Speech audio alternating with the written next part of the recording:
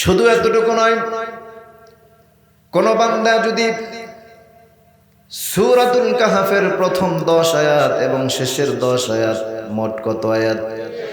এই 20 আয়াত সকাল সন্ধ্যা নিয়মিত আমল করে, ওই বান্দাকে আমার আল্লাহ রাব্বুল আলামিন কোন রকম মহামারীতে আল্লাহ তারে মারবে না। কিছুদিন আগে আমাদের দেশে এসেছিল করোনা ভাইরাস, এরপরে এসেছিল ব্ল্যাক ফাঙ্গাস, এইরকম একের পর এক মহামারী আছে না নাই? ডেঙ্গু, আবার এক এক সময় এক এক রকমের রোগ তৈরি হচ্ছে।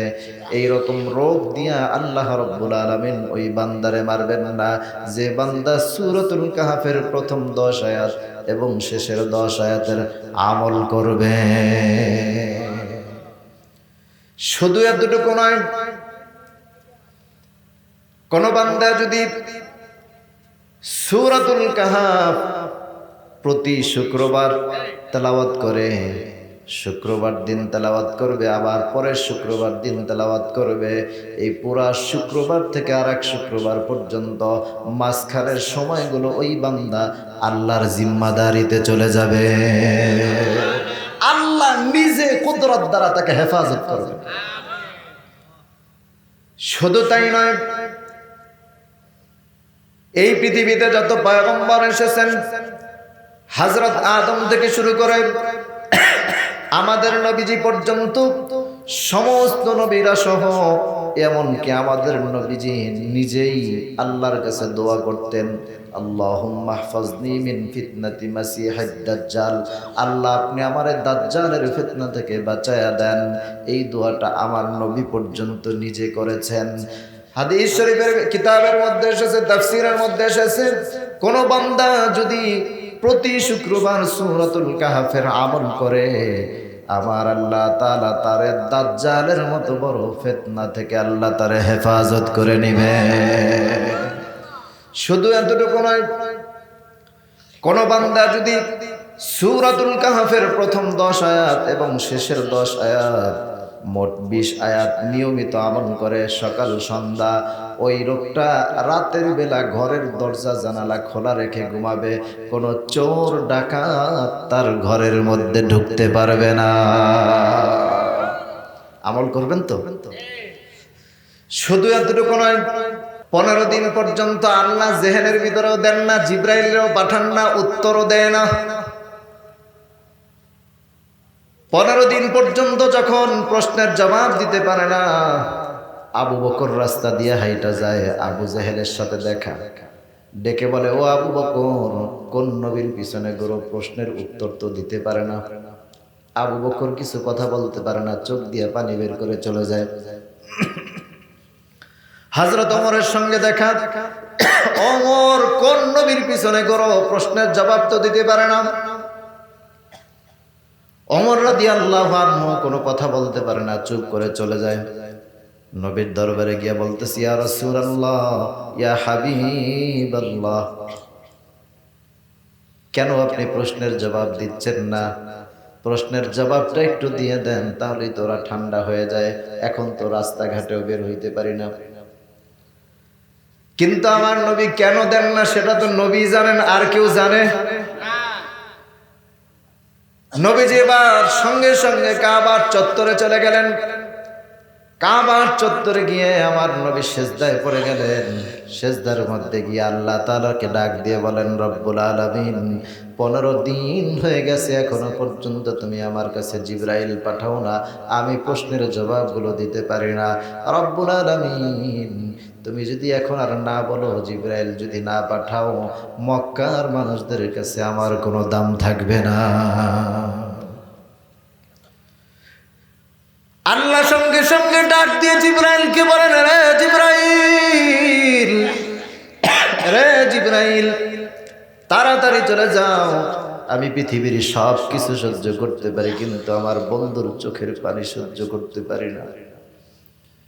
যারে জিবরাইল, তাড়াতাড়ি করে চলে যাও, আমার বন্ধুর চোখের পানি আমি আল্লাহ সহ্য করতে পারি না। আরে জিবরাইল, কাবার চত্বরে আমার নবী কান্দে, আমি আর শাজিমে বসে কেমনে সহ্য করি। যাও তাড়াতাড়ি যাও, সূরাতুল কাহাফ নিয়ে যাও। এই সূরাতুল কাহাফটা নাজিল করে এবং তার আগের সূরার ভিতরেও এই সূরার এই প্রশ্নের গুলো জবাব দিয়ে কেন এতদিন নাজিল করে নাই সেটাও তুমি জানায়া দাও। আল্লাহ তাআলা সঙ্গে সঙ্গে নাজিল করে দিলেন সূরাতুল কাহাফ। নাজিল করার পরে সেই সূরার মধ্যে আল্লাহ আবার জানায় দিলেন কেন নাজিল করেন নাই, কেন এতদিন প্রশ্নের জবাব দেন নাই। সেই কারণটা আল্লাহ রাব্বুল আলামিন জানায় দিলেন। আল্লাহ তাআলা বলেন, ওয়ালা তাকুলান্না লিশাইইন ইন্নী ফাইলুন যালিকা গাদা ইল্লা আইয়াশা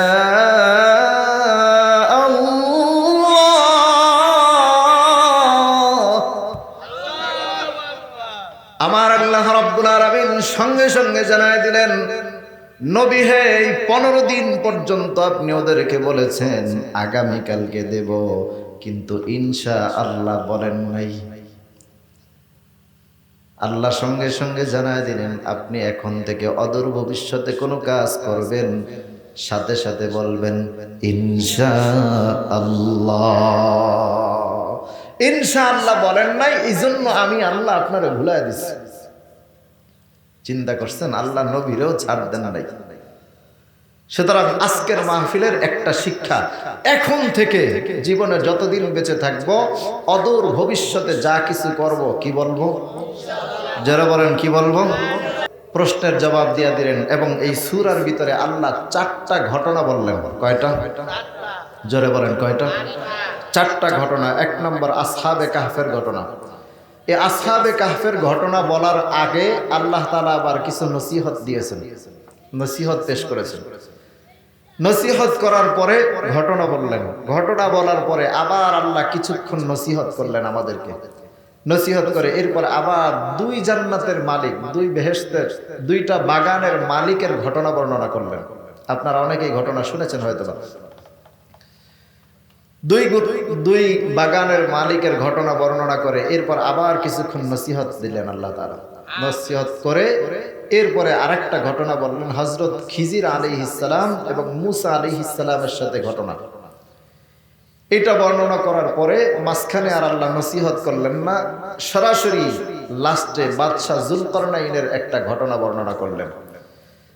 এরপরে শেষে আবার দীর্ঘক্ষণ পর্যন্ত আল্লাহ নসিহত পেশ করলেন আমাদের জন্য। এটা হলো এই সূরার সাজানো। আল্লাহ তাআলা এইভাবে করে 4টা ঘটনা এবং নসিহা দিয়ে আল্লাহ তাআলা এই সূরাটাকে সাজালেন। তো সর্বশেষ ঘটনা বাদশাহ যুলকারনাইনকে নিয়ে। কাকে নিয়ে? বাদশাহ যুলকারনাইনকে কোরআনের ভাষায় বলা হয় যুলকারনাইন। কি বলা হয়? আরবিতে তাকে বলা হয় ইস্কান্দার। কি বলা হয়? সবাই কয় না, ক্লাস চলতেছে, ভুলে গেছেন মনে হয়। কি বলা হয়? ইস্কান্দার। কি বলা হয়? কোরআনের ভাষায় কি বলা হয়? যুলকারনাইন। আরবিতে তিনি যেখানে শোয়া আছেন, যেই গোরস্থানে তিনি শোয়া আছেন, এই কবরস্থানে তার কবরটা 42 হাত লম্বা। তার মানে আমাদের হাতের 42 হাত লম্বা ছিলেন তিনি। সুবহানাল্লাহ করবেন না? এইরকম একটা মানুষ যদি বর্তমানে এই মাঠে হাজির হয়, একজনেরও খুঁজে পাওয়া যাবে? বক্তা, শ্রোতা আর অপারেটর কেউরে খুঁজে পাওয়া যাবে? খুব আগে আমি বেঁচে নেই, এরপরে দেখা যাবে। তো যাই হোক, আল্লাহ রাব্বুল আলামিন তার এত লম্বা করে বানিয়েছেন। এই বাদশাহ যুলকারনাইন, তাকে কোরআনের ভাষায় বলা হয় যুলকারনাইন, আরবিতে তার নাম ইস্কান্দার। বাংলায় আমরা তাকে বাদশাহ সেকান্দার বলি। কি বলি? বাদশাহ সেকান্দারের নাম অনেকে শুনছেন না? ইংরেজিতে তাকে বলা হয় আলেকজান্ডার। কি বলা হয়? আলেকজান্ডারিয়া সিটি, সেখানে তিনি শুয়ে আছেন এখন। তো বাদশাহ যুলকারনাইনকে আল্লাহ তামাম পৃথিবীর রাজত্ব দিয়েছেন। কি দিয়েছেন? তামাম বিশ্বের রাজত্ব দিয়েছেন। এই বিশ্বের রাজত্ব দেওয়ার পরে তামাম পৃথিবী পরিচালনা করতে হলে তার তো এদিক সেদিক যাইতে হবে, হবে না? এই বাদশাহ যুলকারনাইনকে আল্লাহ রাব্বুল আলামিন 1600 বছর হায়াত দিয়েছিলেন। কতদিন? কত বছর? 1600 বছর হায়াত আল্লাহ রাব্বুল আলামিন দিয়েছিলেন বাদশা যুলকারনাইনকে। 1600 বছর হায়াত দেওয়ার পরে আল্লাহ রাব্বুল আলামিন তার মুজিজা স্বরূপ একটা ঘোড়া দান করছেন। কি দান করছেন? একটা ঘোড়া দান করেছেন। কিতাবের মধ্যে এসেছে বাদশা যুলকারনাইন যখন ঘোড়ার পিঠে সওয়ার হয়ে সামনের দিকে বাড়াবার জন্য চাবুক মারতেন, বাদশা যুলকারনাইনের ঘোড়াটা এক কদম সামনের দিকে বাড়াইলে আল্লাহর কুদরতে 12,000 মাইল চলে যেত। কত মাইল? এক কদম বাড়াইলে 12,000 মাইল সামনের দিকে চলে যেত। সুবহানাল্লাহ পড়েন, আরো চিল্লায় এখন সুবহানাল্লাহ। তো কয় মাইল হাঁটে, কয় মাইল যায় এক কদমের তলা দিয়ে? হুজুর এটা কেমনে সম্ভব? এটা কি সম্ভব? কথা কয় না। আল্লাহ চাইলে সম্ভব। যেমন হযরত মুসা আলাইহিস সালামের নাম শুনছেন না আপনারা? খুব মজার কথা আসতেছে, একটু কানটা খাড়া করে শুনেন, খুব মজার কথা। মুসা আলাইহিস সালাম তিনি আল্লাহর সাথে কথা বলতেন নাকি?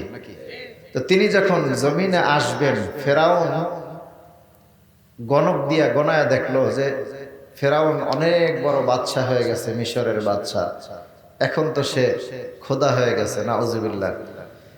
কিন্তু তার চিন্তা যে আমি যে আঙ্গুল ফুইলা কলা গাছ হইলাম, মানে এক সময় সে ছিল তরমুজ ক্ষেতের সহকারী, তরমুজ খেতে মানে যোগালি দিত। তো সেখান থেকে তরমুজ ক্ষেতের যোগালি থেকে আস্তে আস্তে হইছে তৎকালীন মিশরের বড় কবরস্থানের দারোয়ান। কবরস্থানের দারোয়ান থেকে সে সরাসরি নির্বাচন করে এরপর হয়েছে বাদশাহ, প্রেসিডেন্ট হয়েছে। এরপরে হয়ে গেল পুরা মিশরের বাদশাহ। প্রধানমন্ত্রী থেকে বাদশাহ হওয়ার পরে ফেরাউন গনাইল যে আমি তো কোথায় ছিলাম, তরমুজ ক্ষেতের যোগালি, সেখান থেকে পুরা মিশরের বাদশাহ হইলাম। একটু গয়না দেখো তো আমার ভবিষ্যতে আর কতটুকু উত্থান পতন আছে। তো গণক গুনতে গুনতে গুনে গুনে এসা রিপোর্ট পেশ করলো যে আপনার উঠা শেষ, এখন ডিমোশন, প্রমোশন আর হবে না। বলে কি হয়েছে? আপনার একজন শত্রু আসবে, নাম হবে মুসা। কিসা? জোরে কর। কিসা? মুসা নামে একজন লোক দুনিয়াতে আসবে, আইসা আপনারা শেষ করে দিবে। ফেরাউন এই মুসা থেকে বাঁচার জন্যে বলল কোন গোত্রে আসবে? বনি ইসরাইলে আসবে। ঠিক আছে, বনি ইসরাইলের কোন সন্তান, ছেলে সন্তান হলে সাথে সাথে কতল করে দাও। কোরআনে আল্লাহ তাআলা বলেছেন